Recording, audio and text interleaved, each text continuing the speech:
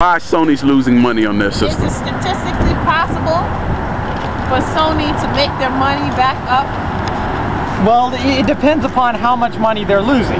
They say that they're losing 300. I kind of doubt it. They're probably losing a smaller number.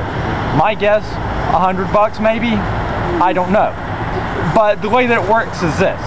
Whenever you want to develop a game for the PlayStation 3, you have to sign a contract to get the development kit, to get the rights to make a game on the PlayStation 3. For every game that you sell, you have to pay a royalty to Sony.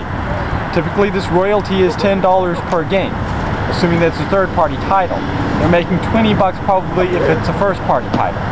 So if you go out and you get something like, say, Resistance Fall of Man, it's made by Insomniac Games, owned by Sony, and ergo first-party title, technically second-party title.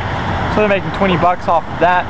That helps make up their loss from selling you the PlayStation 3. If they can manage to sell you enough games, they make up the loss and start turning a profit. Do you really think they're gonna sell anybody enough games?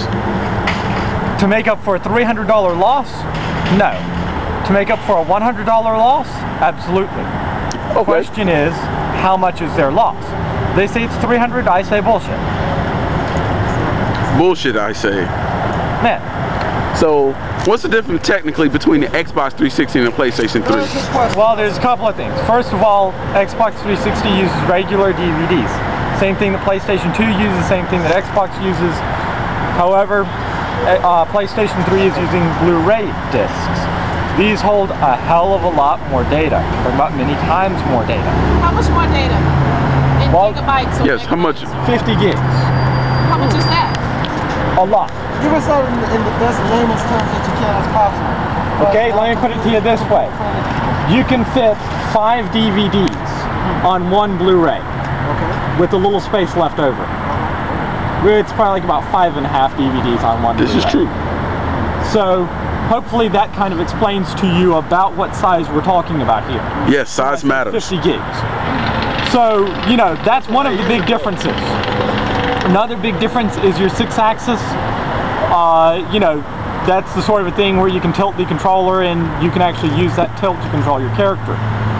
But of course your big differences are your exclusives. On the Xbox 360 you're looking at Gears of War, Halo 3, Mass Effect, you know, these games.